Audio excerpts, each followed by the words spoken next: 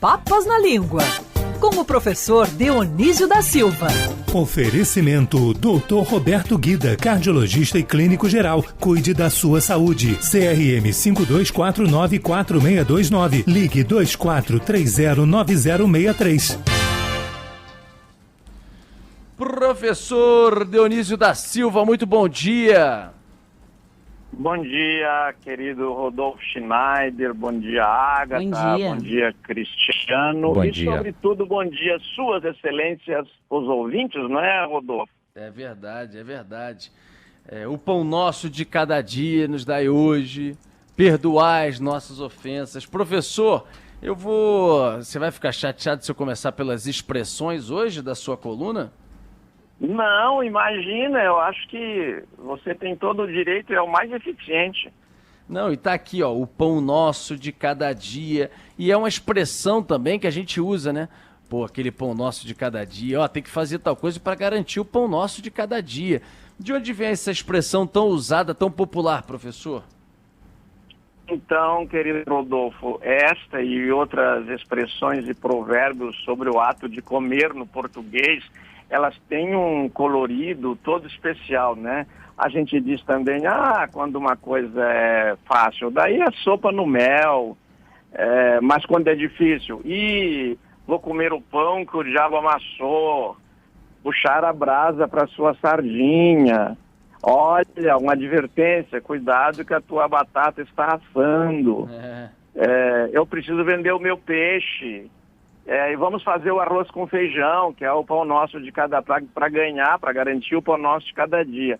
E sem contar também, Rodolfo, que às vezes o ato de beber está junto, né? Desta água não beberei, afasta de mim este cálice, e nós que somos pais, quem trata bem os meus filhos, a minha boca adoça, não é?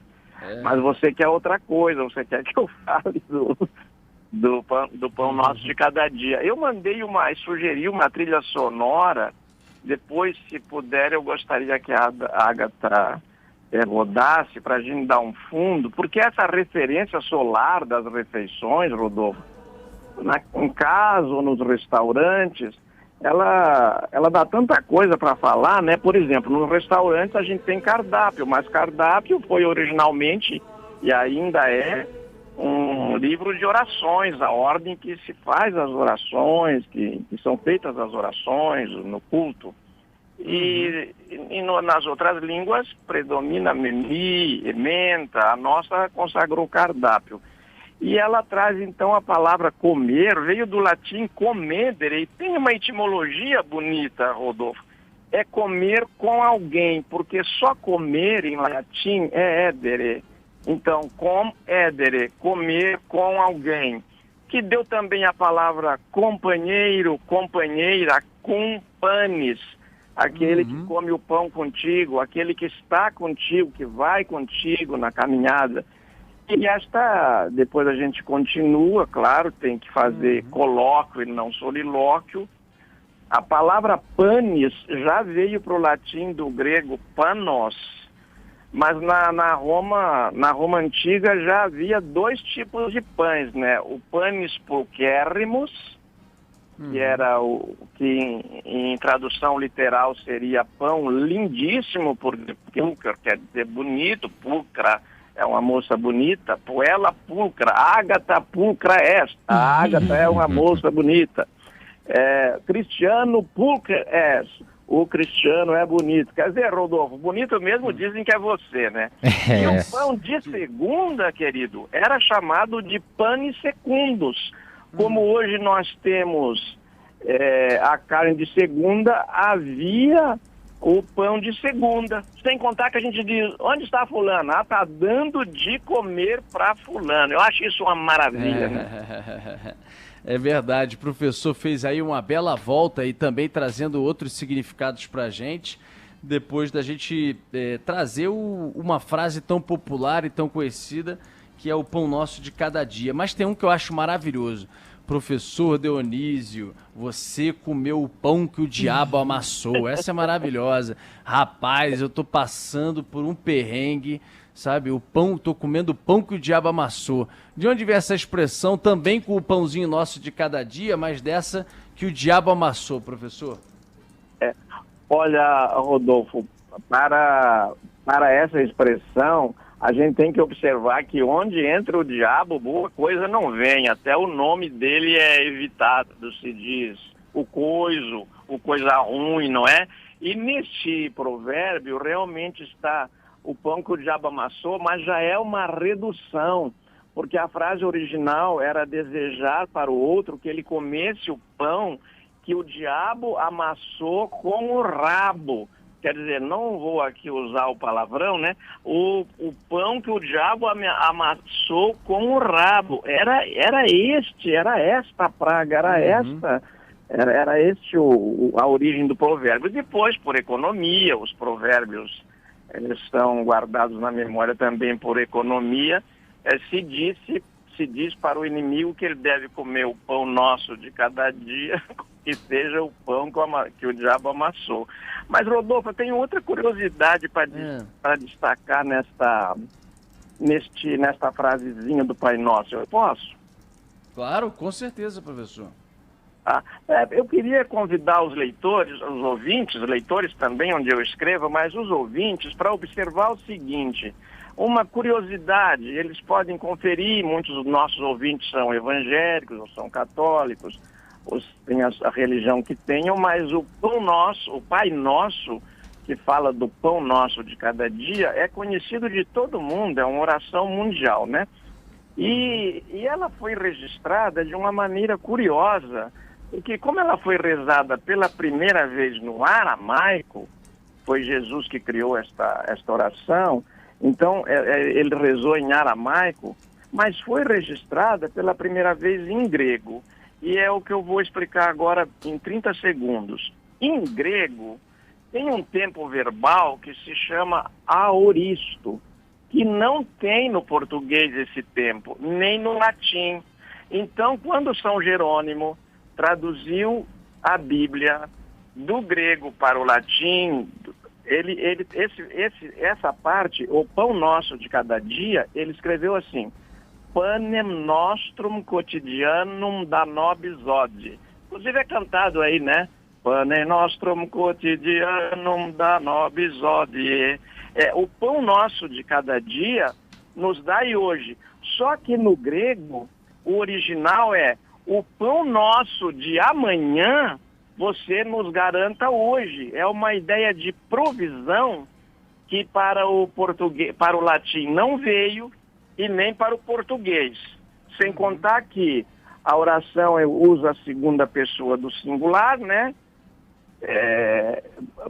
E para o português, no latim, ela usa a segunda pessoa do singular, usa céu no plural, Pater noster qui es in celis, Pai nosso que estás no céu, e para nós ficou Pai nosso que estás no céu, mas no original lá do latim é Pai Nosso que estás nos céus.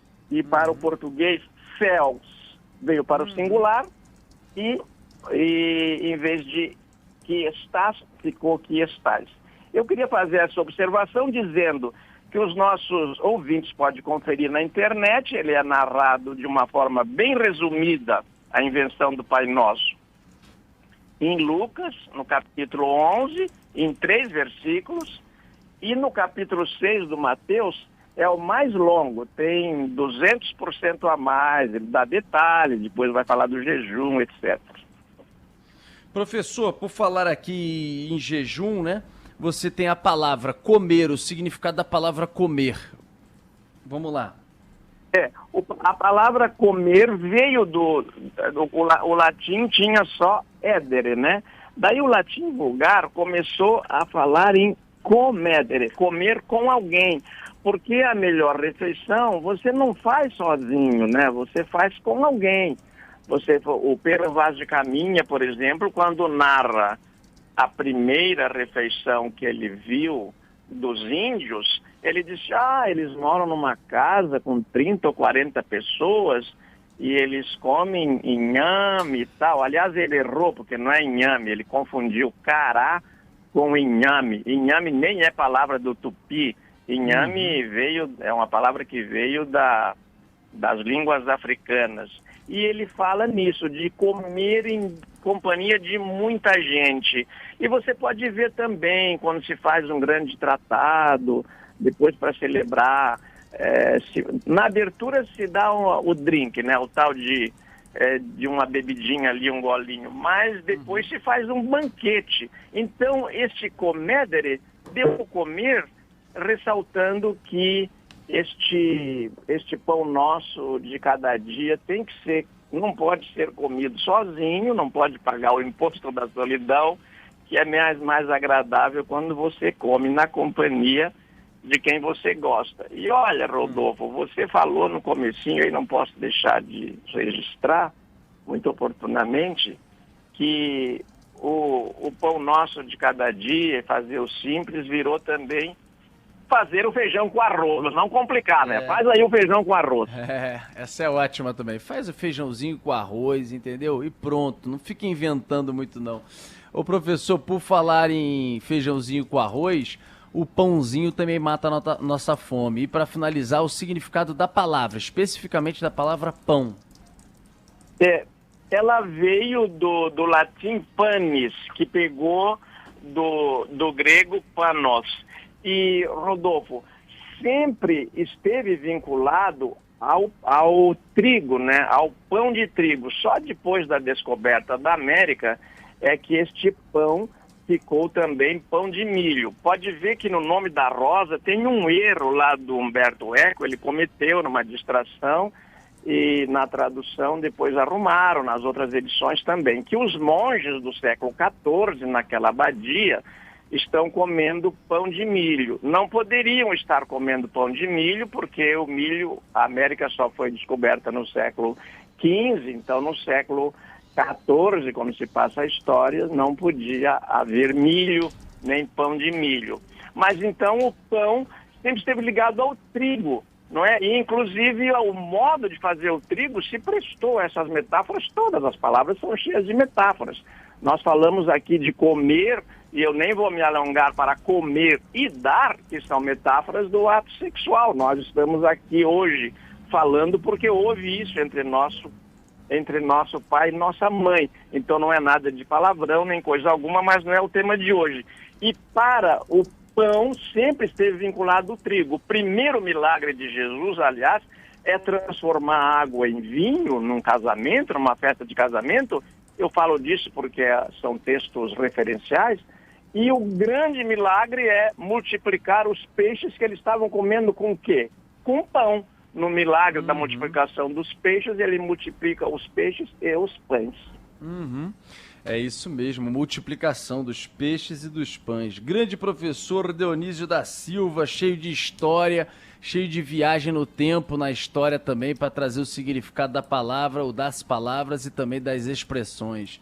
Querido professor, obrigado pela tua participação mais uma vez.